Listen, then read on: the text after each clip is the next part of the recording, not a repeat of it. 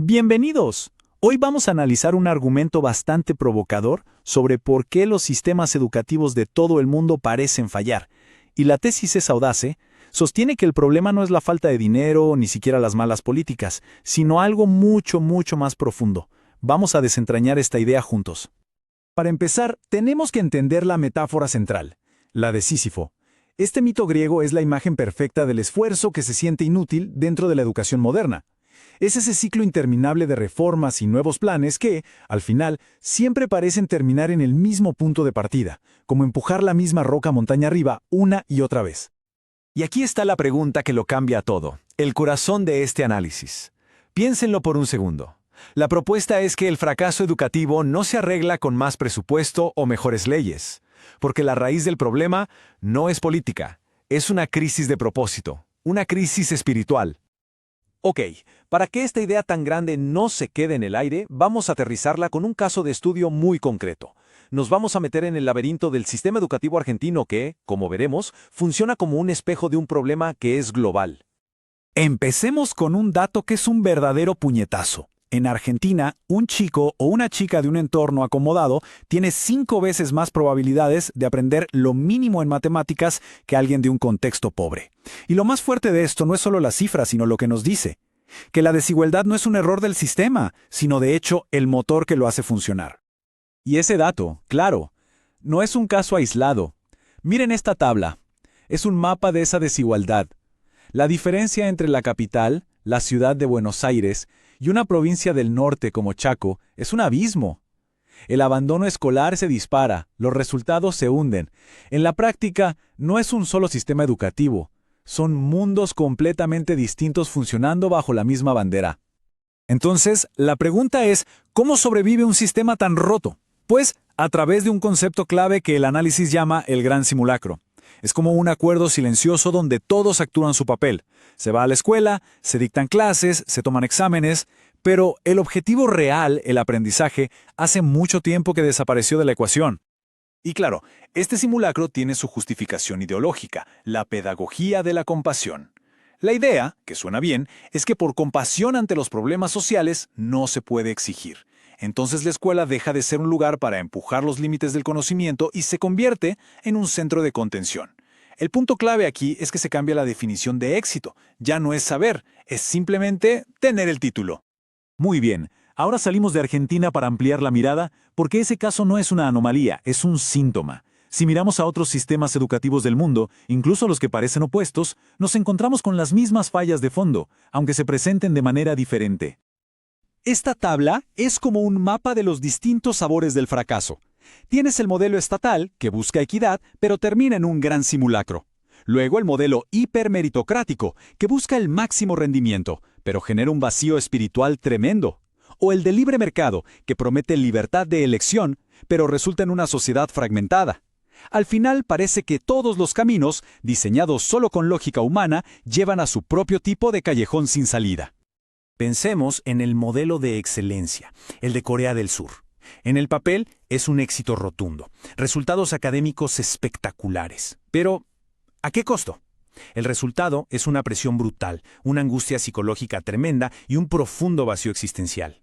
El éxito material se vuelve el Dios supremo y, paradójicamente, ni siquiera alcanzarlo garantiza la felicidad.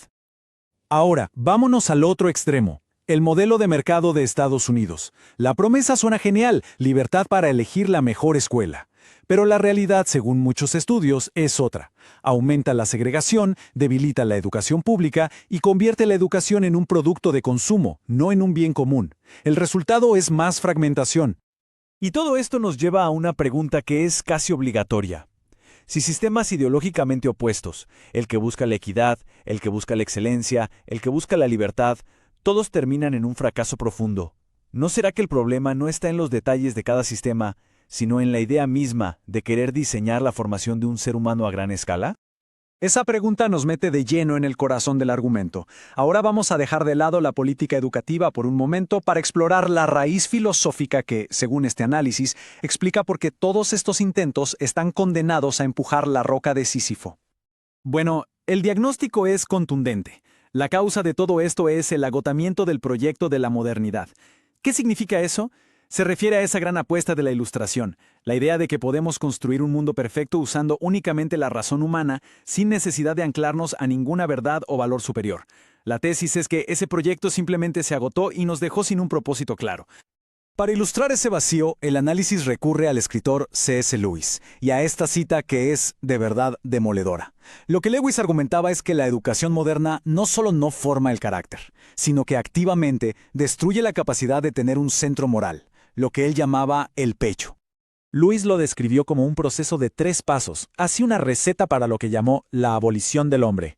Primero, la educación te convence de que los valores son subjetivos, solo sentimientos.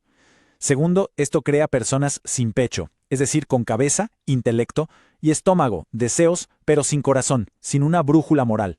Y el paso final es escalofriante. Una pequeña élite puede entonces moldear a esta humanidad indefensa a su antojo. La otra gran voz en este argumento es la de Alexander Solzhenitsyn. Él, que sobrevivió a los campos de concentración soviéticos, llegó en una conclusión impactante: que el comunismo y el capitalismo, aunque se odiaban, sufrían de la misma enfermedad de fondo, un humanismo que había puesto al hombre en el centro de todo y se había olvidado de cualquier cosa superior. Esta frase, de un famoso discurso que dio en Harvard, lo resume todo. Su punto es que, al poner toda nuestra fe en soluciones políticas, en el próximo plan de gobierno o la próxima reforma, nos olvidamos de lo más importante. La solución para él no podía ser horizontal, o sea, otro sistema político. Tenía que ser vertical. Y esto nos lleva a la parte final del recorrido. Si el problema es tan profundo, la solución no puede ser otra reforma superficial.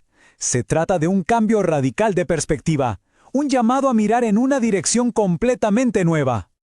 En palabras de Solzhenitsyn, la única salida es hacia arriba. ¿Qué significa esto?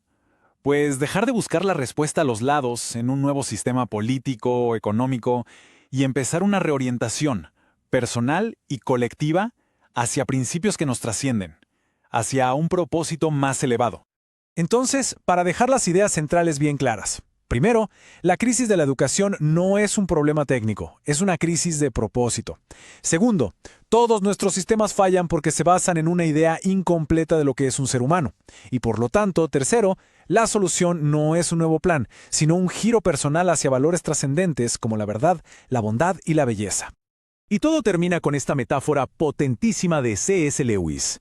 El análisis concluye que la obsesión moderna por criticar y deconstruir todo ha sido como talar selvas. Pero la verdadera tarea que tenemos por delante es mucho más antigua y paciente. Es regar los desiertos del alma humana. Y esto nos deja con una última pregunta en el aire. ¿Y si el primer paso para arreglar la educación no fuera construir algo nuevo, sino más bien recuperar algo esencial que hemos perdido en el camino?